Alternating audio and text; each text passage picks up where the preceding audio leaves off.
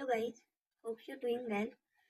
मैंने जो supreme court JCA का स्कोर कार्ड आया था आंसर की, उसका स्कोर कार्ड डाला था मैंने 2-3 दिन पहले। तो उससे रिलेटेड उस पर कुछ आपके डाउट्स आए थे एग्जाम्स को लेकर, कट ऑफ को लेकर। मेनली तो कट ऑफ को लेकर ही थे कि लास्ट टाइम जो कट ऑफ थी वो क्वालिफाइंग थी, अब की बार क्या होगा।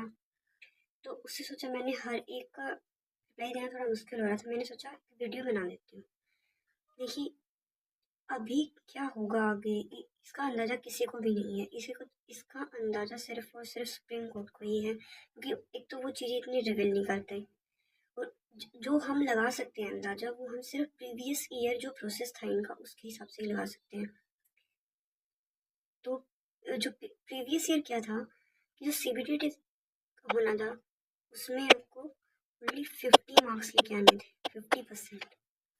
जो कंप्यूटर था उसके 25 मार्क्स थे। जो क्वालिफाइंग था इसमें हमें सिर्फ और सिर्फ 13 स्कोर करने हैं। उसके बाद लास्ट टाइम क्या था, टाइपिंग और डिस्क्रिप्टिव साथ साथ था, लेकिन अब की बार इन्होंने अलग अलग करके रखे हैं। इंटरव्यूज के बाद होगा तो उसके हिसाब से देखिए, ये तो हम कह ही नहीं सकते कि अब की बार 50% होगा। हम 100% नहीं बोल सकते ये बात, क्योंकि जो सुप्रीम कोर्ट को डिसीजन है वो तो उनके ऊपर है। लेकिन हम ये भी तो नहीं कह सकते कि अब की बार 50% नहीं होगा, कट ऑफ लगेगी अलग से।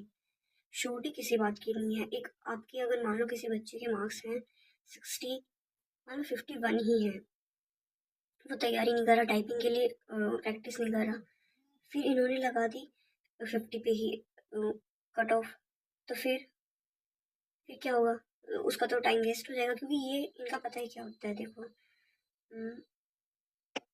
जो उन्होंने पहले ये इन्होंने कैलेंडर रिलीज किया था इससे रिलेटेड दिसंबर में, ये एग्जाम होना तो था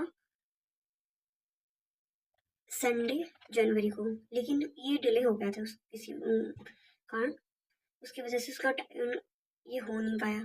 तो उसके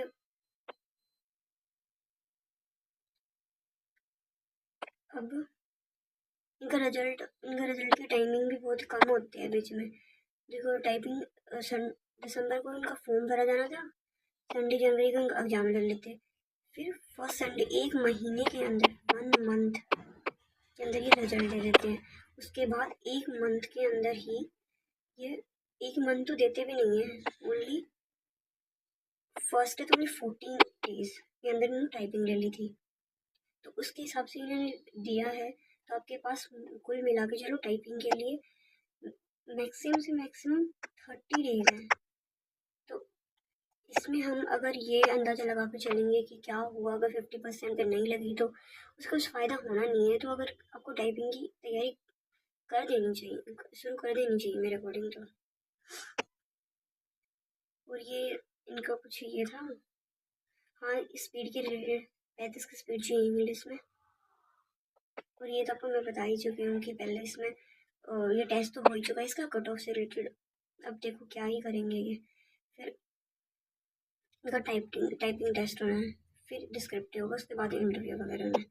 तो टाइपिंग से रिलेटेड ये मैंने वीडियो में बनाई हुई थी, लेकिन ये इनका ऑफिशियल है तो इसे चेक कर सकते हो कि 35 से 40 के लिए 25 मार्क्स मिलेंगे, 41 से 45 30। मतलब चेक कर लो यार ये ऐसे।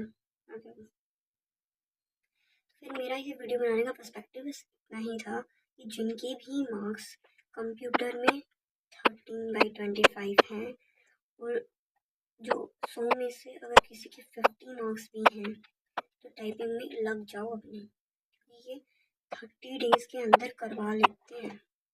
तो बाकी क्लियर हो ही जाएगा। ऐसा तो नहीं है कि टाइपिंग के लिए आपको पूरा पूरा दिन लगना पड़ रहा है कि 35 है क्वालिफाइंग। अगर मान लो किसी बच्चे के पेपर में 50 मार्क्स हैं, अगर उसकी टाइपिंग अच्छी है तो 50 + 50 हो गया। और जिसके मार्क्स अगर मान लो पेपर में अच्छे हैं, 70 हैं, 90 हैं, अगर वो पेपर में 25 ले गए तो रह गया ना पीछे, बराबर ही आ गया लगभग। देखो तो इसलिए मेरे अकॉर्डिंग आपको टाइपिंग की तैयारी शुरू कर देनी चाहिए।